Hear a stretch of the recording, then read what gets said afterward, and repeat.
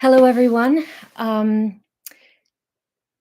I have had some interesting conversation with individuals, and I only feel it's fair to give a general update. It's very difficult for me to keep up with everybody as they are inquiring, and I am speaking out on it because I feel I don't need to be justified. I'm not trying to justify myself. I have no ill will towards anybody. The individuals involved in my immediate case. Um, it needs to be navigated. I am not the only one going through this, and everybody's going through something. I understand that. My thing is not bigger than yours, or vice versa. I fully believe that these things are not discussed often enough, which is why children, mothers, fathers, pets, hello, sweetheart, end up in these situations where nobody knows what to do, uh, not even a judge. I mean, people end up in these situations and it's like, oh, what do we do? Oh, well, how about nothing? It's not acceptable. And I'm not entirely sure how much I mentioned last night while I was in a complete state of disbelief and shock, because I am having a difficult time navigating whether my children's feelings have been externally influenced or if it's genuine and sincere rejection, which I can accept. Of course, it's hurtful. Nothing is more hurtful than that. But if it is genuine, I will find a way to respect it, whether it hurts or not. So the situation was I haven't seen my daughters for 6 months. A lot of different reasons have come my way and the way of my lawyers. And is it really true and genuine? It's difficult to say because you're not hearing it directly from the individuals that the information is coming from. So I haven't seen my children for over 6 months. I have no idea where they live, what they're doing, who looks after them, if they're old enough to look after themselves. I mean, yes, they are, but it depends on the regulations of your governing city. And there are concerns that I have, and it's been nobody tells me anything. Very difficult to live with, extremely painful. Um, but I'm doing what I can to manage my stress. I've got my wonderful little things in place that really help me spiritually, emotionally, physically. Getting back to the story, so I saw a client in the community and I'm on my way home and I'm coming up to the intersection and I'm just kind of enjoying the scenery and I look and I happen to notice my ex on a balcony and I just like that instant shock of oh my god. Oh my god. And so clever me, what do? I pull over and I ran as fast as I could and I thought I don't know if my ex saw me or not. I'd love for the relationship to be more amicable than it is. Um, it's not. There's a lot of I'm messaging, he is not. So ghosting, whatever. There's just a massive, massive lack of communication, and definitely a significant amount of who can even help with that, right? Because everybody's like, oh, well, the hope is that, everybody gets along and it's the best for the children. Yeah. How do we get there when it's like one sided? So, anyway, I ran over and, it's not the main floor. I'll be as discreet as I can be respectfully. And of course, he's not on the balcony anymore. And again, like, I don't know what I was thinking. Obviously, I wasn't thinking clearly because I was just like, shock. It's just like, oh my God, children, for the love of my daughters. And so, in my head, I picked up a pebble and I threw it on a balcony because I'm hoping, okay, he's always like, very aware and looking and watching. I thought, okay, well, one of two things is going to happen. He's going to come out and tell me to, off, or nothing. I can take a hint. If you don't come out, that tells me, okay, either you noticed and you're not coming out, so I'm gone, or you noticed and you're going to come out and tell me leave, and I would have. Like, it could be that simple. What happened next was devastating, and it absolutely shocked me, and I was just like, why would you do that?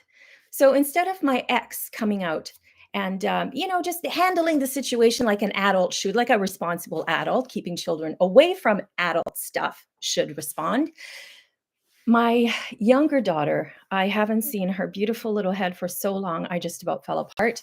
And of course, it's a windy day, so now I'm shocked and now I'm dizzy, and the wind just about blew me off my feet.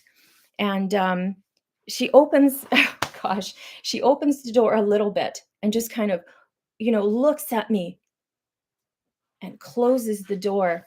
I think I had enough time to say, "Hi, I love you." I was furious.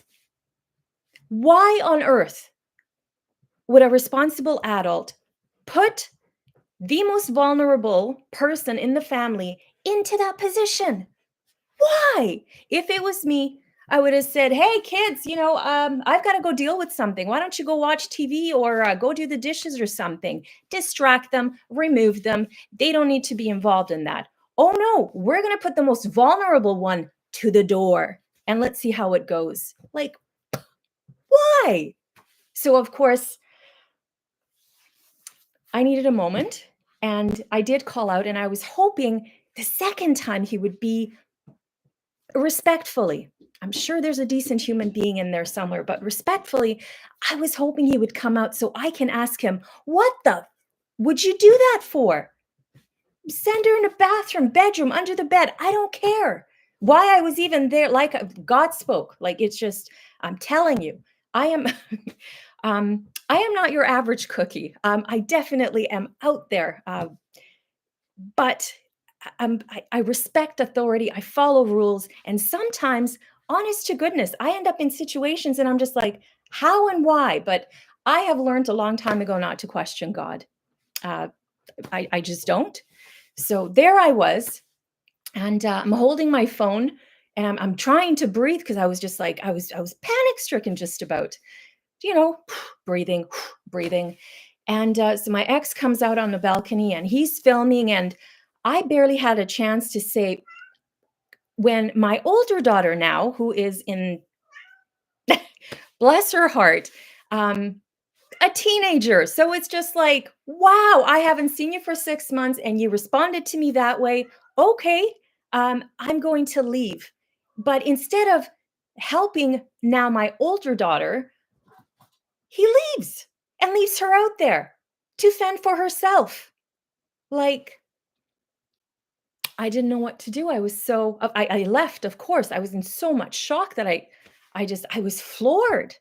Like, that is not how a responsible parent handles this. It's I don't know, maybe I'm speaking for myself, but that is definitely not how I would have handled it. I don't hide behind children. I tell them to go be a child and let me handle this. That is me. And I'm not sure there are a lot of other parents out there who wouldn't uh, deal relatively like that about it. So now, of course, I have to deal with the RCMP and the ministry because everybody gets called and everybody's calling me. And I'm standing there just like, I don't even know what to tell you. It happened. I just happened to be going by. It's not like I've been canvassing the neighborhood for 6 months trying to figure it out. Life happens, and there are authorities and responsibility uh, members in the community, lawyers and everybody. I've done all the right things. I'm trying so hard to go and follow the right avenues, and whatever this extra pink elephant is that nobody wants to touch and everybody's just hoping. Things don't get done on hope. It's nice to hope and have faith. That's part of it. That's a mindset, it's a process, it's a heart process, it's a human process. But it also requires effective and efficient movements forward, not just, I mean, oh, for goodness sakes. I know individuals, bless their souls, and I wish them well, and I wish them well. I really do, because life is not easy. And however humanly possible individuals find themselves in, you stay in it for as long as you need to. You move on, whatever. It's, you are where you are. But I know of individuals who are alcohol and drug dependent, and even they get to see their children. Not me. Not me. I just, everybody's puzzled. Everybody is just like, what is going on, and how you? I have no idea how me or why me. I've stopped asking. I've made peace with it. It is what it is. It is what it is. But I'm not going to hide under the bed or sit on the balcony and smoke and drink my life away because I don't know. I don't think that's the right way to go about moving forward. Ah, this is a Dear Diary moment. I don't know who needs to hear this, but I really think people need to speak up on where they're at. And if you don't want to hear it, you don't have to listen. This isn't for everybody, but there are those of us who are going through it. And people do need to feel like they're supported. As I'm telling you, I have been doing this solo for so many months that people are genuinely surprised that I am still standing. Well, what else can I do? I mean, I could choose to stay down. I don't like it there. I like it up here. And I don't know. I really hope that by listening to this, people are encouraged to.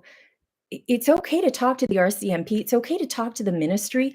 Be you, be honest, be truthful. I don't have to preach to the choir, right? I don't have to educate you on how to be you, but be strong enough and be brave enough to do it.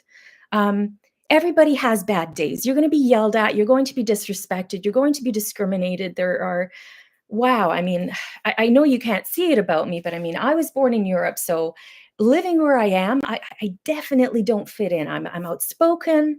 This is my character. I'm high energy.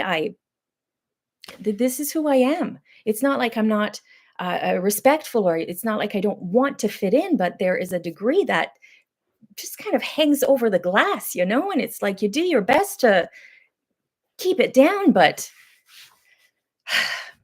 with a system that is not necessarily broken, but the people in it definitely need to be made aware that, hey, you know what? The system is there and it's not being used very well. So, how can we work together to make it better? But to just put me or anybody, it doesn't have to be me. I unfortunately am where I am. It is what it is. But for somebody to be here where I am and I don't get to see my children, I mean, I can't tell you, I can't put into words the physical pain that I feel. I feel them.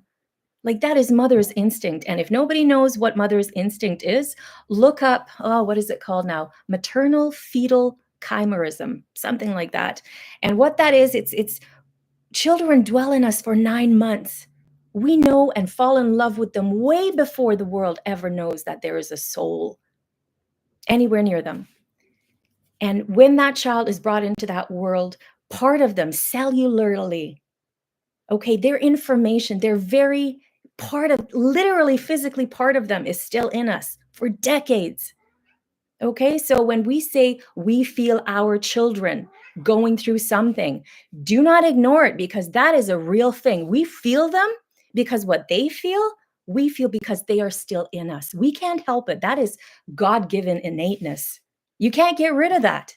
And no, we are not crazy. When we feel our children, we feel our children. This is science, it's statistical. And whew, I am generally just so content and happy, but there is bits and parts of me that don't feel good. And I know that it's not me, but it is physically felt in me. And I've just been puzzled by it for weeks and months. And then of course I had a conversation with the with my counselor. And I've learned about this, all these other things, and it's phenomenal.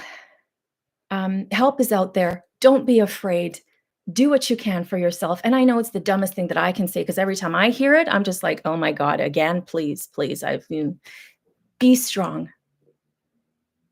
If nobody else believes in you, believe in yourself because you will be tested. And it's not like people are going out of their way or the world is against you. It's not true. It's not what's happening. Life happens. Okay. Embrace it. And I hope this helps somebody.